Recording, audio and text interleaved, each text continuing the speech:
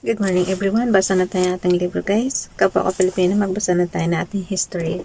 History of the Filipino People by Agoncillo and Guerrero. Today is 18 February 2023. History of the Filipino People, Part 4, the American Period. Nandito na tayo sa topic number 21, Results of the American Occupation. Basa. Results 21. Results of the American Occupation. In consonance with President McKinley's benevolent assimilation proclamation, the United States introduced in the Philippines a regime of democratic partnership under which the Filipinos played the role of junior partner. The policy, while not satisfactory enough from the point of view of the Filipino nationalists, was nevertheless a decided improvement over that of Spain. Universal education was stressed. Public health and welfare was carried to the remote barrios. Commerce, industry, and trade were given impetus. Basic individual freedoms were respected. Means of communication and transportation were greatly improved, and political consciousness was developed through the introduction of American political institutions and practices.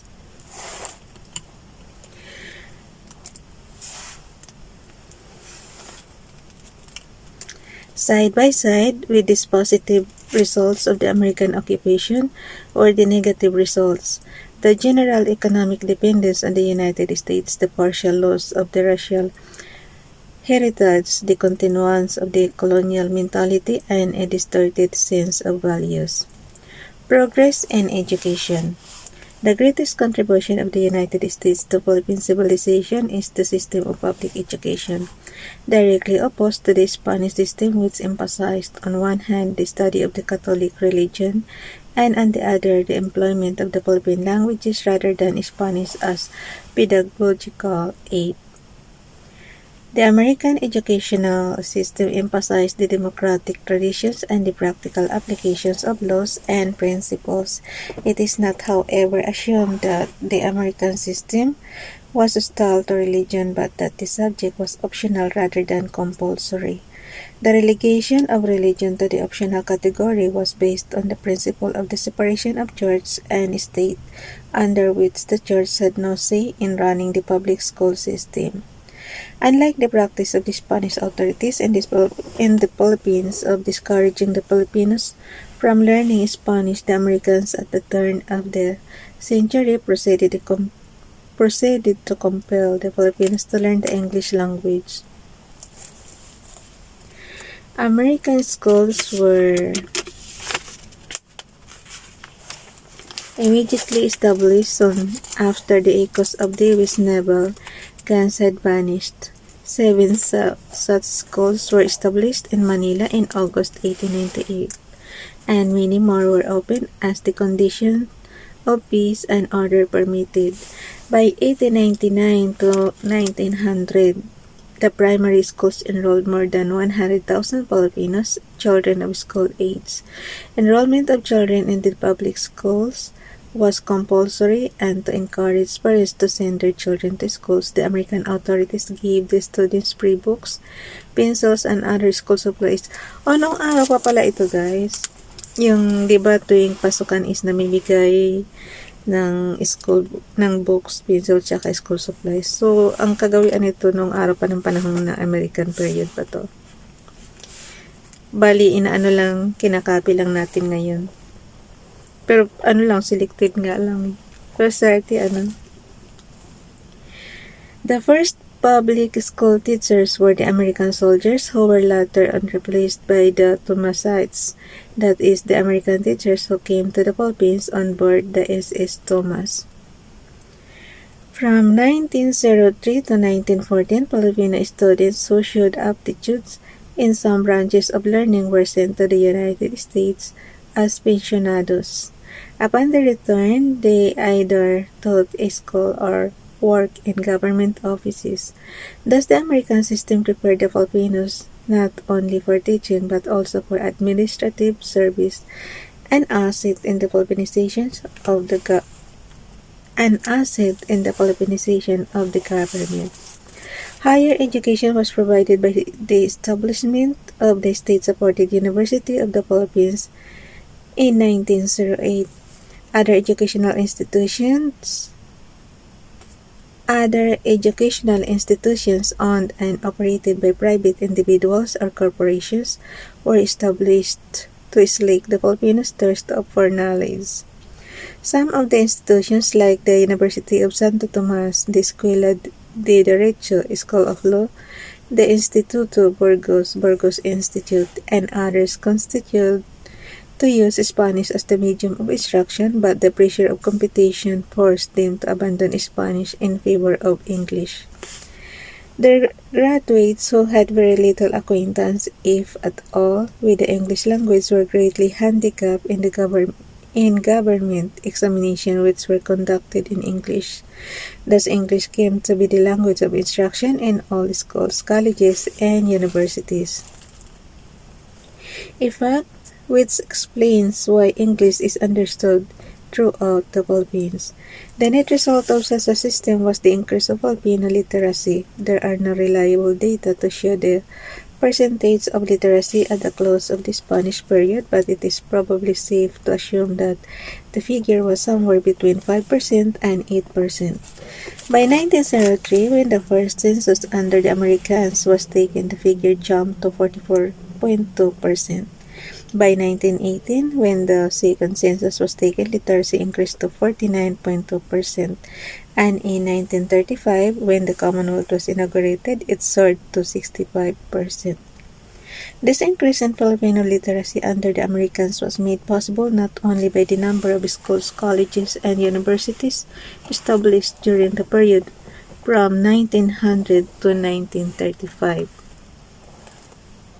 but by the adult education program of the American regime. Adult education was experimented by American missionaries in the non-Christian areas from the early years of the American occupation, but it was not until about 1933 that adult education became a movement. The University of the Philippines pioneered in that vast undertaking when some of its professors and students, aided by adult education experts, launched a campaign of literacy in the rural areas. Public health and welfare. Next in importance to the public educational system as America's contribution to Philippine civilization was the introduction of a scientific program of public health and welfare. Before 1900, ravages of cholera, smallpox, dysentery, malaria, tuberculosis, and other deadly diseases plagued the people. While it is true that the Spanish colonial government introduced vaccination and created offices such as the Bureau of Health 1806 and the Central Council of Vaccination 1851 to guard the health of the people, yet because of inefficiency and or incompetence of the colonial officials, the good intentions of the government were frustrated. Public and private sanitation and hygiene were far from satisfactory, so that mortality was high. When the Americans came, they immediately set to work to minimize the spread of diseases and to improve, on the other hand, the health of the people. Epidemics that used to migrate to the Philippines were either prevented or minimized by the establishment of the quarantine service supervised by competent American doctors and public health officers. O, noong araw pa rin yung quarantine, guys. Akala natin ngayong COVID-19 lang, panahon pa to ng American period sa atin, may quarantine na. Infant mortality and the incidence of malaria and other. Ulitin ko lang ha. Epidemics that used to migrate to the Philippines were either prevented or minimized by the establishment of the quarantine service supervised by competent American doctors and public health officers. Infant mortality and the incidence of malaria and other diseases were reduced considerably by the introduction of new methods of prevention and treatment and by educating the people in the elementary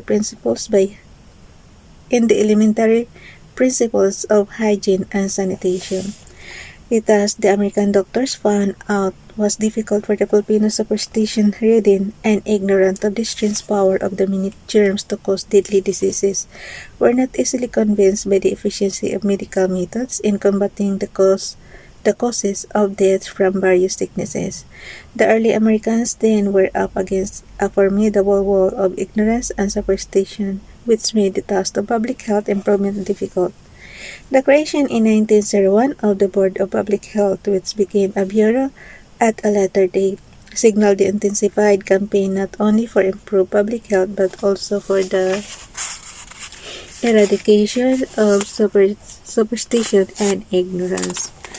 12 men were sent to the provinces to explain the workings of modern sanitation and hygiene. Dispensaries, leprosaria, and hospitals were established to take care of sick and infected people.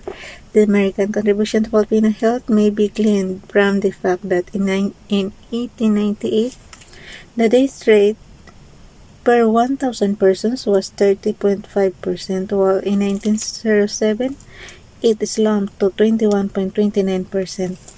Except in 1917 to 1918, when cholera and smallpox epidemics broke out, the mortality per 1,000 persons progressively diminished in succeeding years.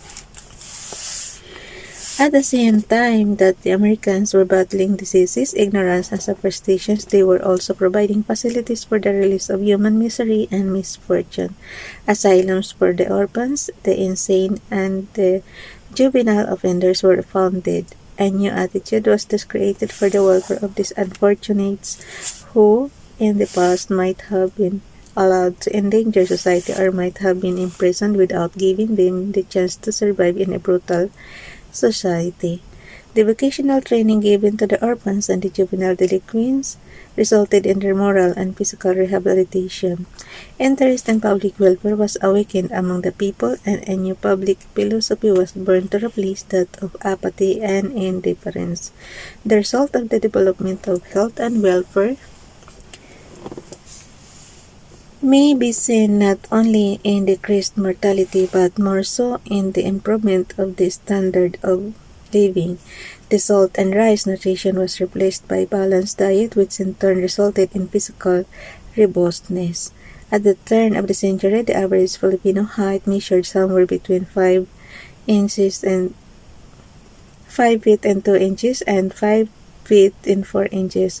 But with improved diet, exercise, and sports, the height increased to between 5 feet and 4 inches and 5 feet 6 inches.